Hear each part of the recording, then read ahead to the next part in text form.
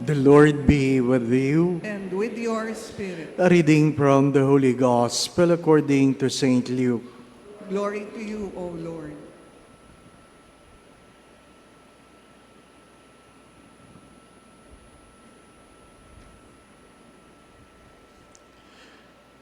Asked by the Pharisees when the kingdom of God would come, Jesus said in reply, "The coming of the kingdom of God cannot be observed, and no one will announce, 'Look, here it is,' or 'There it is,' for behold, the kingdom of God is among you."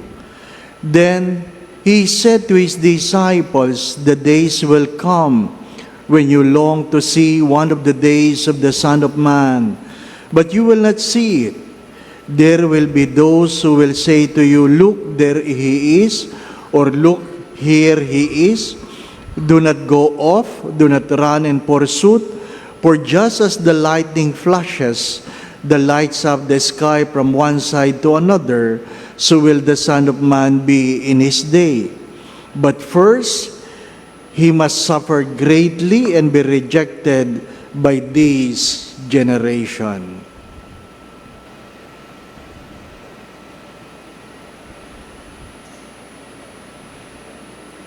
The Gospel of the Lord. Praise to you, Lord Jesus Christ.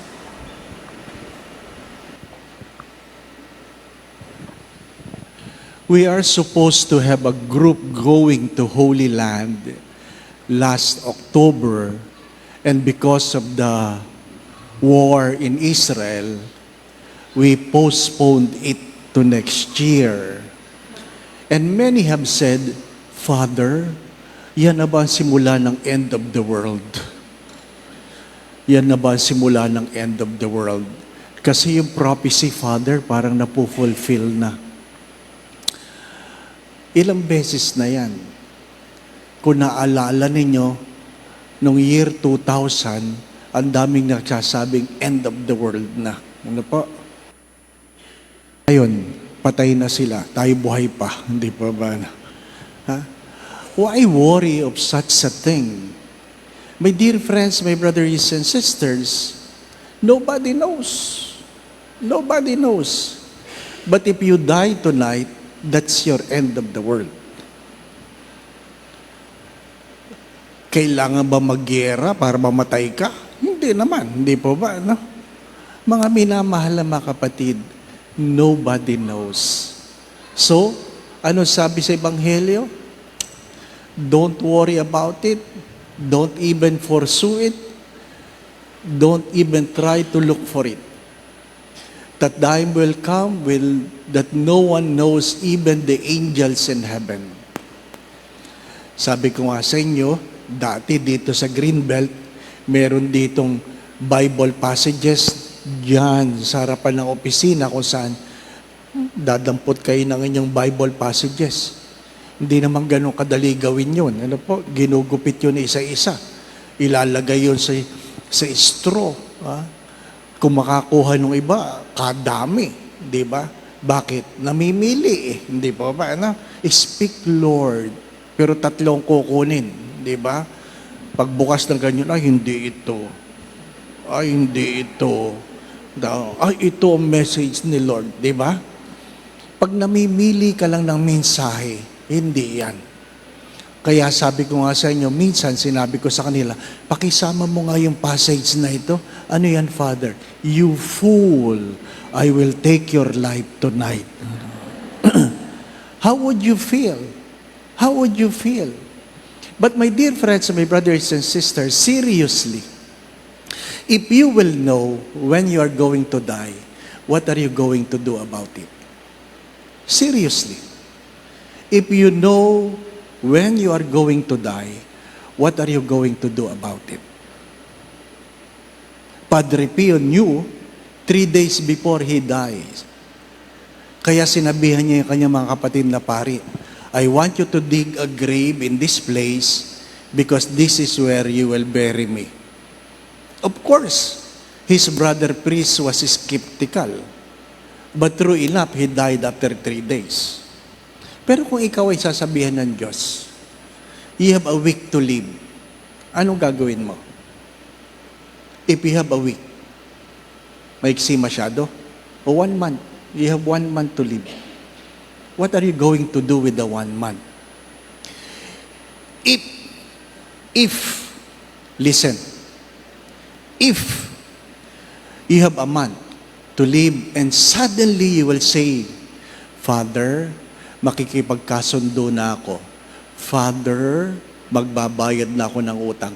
Father, mangungumpisal na ako. Father, so on and so forth. Truly I say to you, today, you are living a false life. Kung babaguhin mo ang buhay mo dahil malapit na, ibig sabihin ngayon, nagsisinungaling ka. Hindi ka totoo. You are not true to yourself. What is the first reading trying to tell us? Wisdom is not an activity of the mind. Wisdom is a way of life.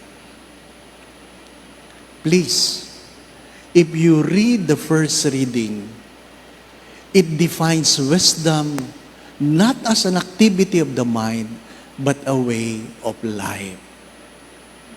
Where heaven shines like a radiant light through you. Through you. Sa madalit sabi, nakikita ba sa ginagawa mo sa pang-araw-araw ang uri ng iyong pananampalataya? Maganda pong itanong yun. Nakikita ba? Dahil kung bigla mong babaguhin ang iyong buhay dahil malapit ka na sa iyong kamatayan, ibig sabihin, hindi ka totoo. Bakit mo aantayin malapit na bago ka magbago? Sa palagay mo, bibigyan ka ng pagkakataon ni Satanas na magbago? Hindi. Hindi. Sabi nga sa kwento, parang palakayan. Alam niyo ba ang palaka? Coca-Cola. Hindi po ba? Ano? Nilagay sa isang kawali. Lumalagoy ang palaka. Tapos, nilagyan ng apoy sa ilalim. Tapos, umiinit. Lalong nag-i-enjoy ang palaka sa paglangoy. Hanggang sa sobrang init na, yun ang kanyang kinamatay. Do you really know when it's too hot for you? You will never know. My brothers and sisters, what I'm trying to say, don't wait for the last day. Don't wait for the last day. As I always say this to you, when I had my stroke, nobody knows it will come, even myself. When I had my stroke, nobody knows it will come, even myself. The day was so normal. I had mass in the morning. I had wedding at 3 afternoon. I was driving at 5 o'clock going to a dinner in Mega Mall. At 5:15, everything collapsed. Nobody knows. As I have said many times, there were people who planned for this day, but they were never awakened. May mga tao kagabi nagplano kung anong gagawin ngayon, pero hindi na nagising. At may mga taong nagplano kung anong gagawin mamayang gabi, pero hindi na sila aabot. Come to think of it, baka ikaw yon. My dear friends, my brothers and sisters, when you will wait for the end times to change, it might be too late. Don't wait for the last time. It might be too late. And for those who have been coming worried because they were sick, Father, may cancer ako. Father, may tumor ako. Father. To all of you, worry not. I have said this before, an old lady who came to me and he was told by the doctor, you have a month to live. She came and said, Father, please pray for me. I cannot die this early. I have a family to take care. Ay sabi ko sa kanya, ilang taon pang gusto nyo? Sabi niya, 10 years, Father, 10 years. Haba naman. Pero pinagdasal ko naman 10 years. After 10 years, nagkita kami, sabi ko, 10 years ka na. Sabi niya, sama mo, Father, gusto mo na ako mamatay. Humirit na nga tayo na 10 years. Ano pa? But she died in a very old age. What I'm trying to say, it doesn't mean if you are sick, you will die. And it doesn't mean you are healthy, you will not die. Don't be complacent, because there is a time for everything.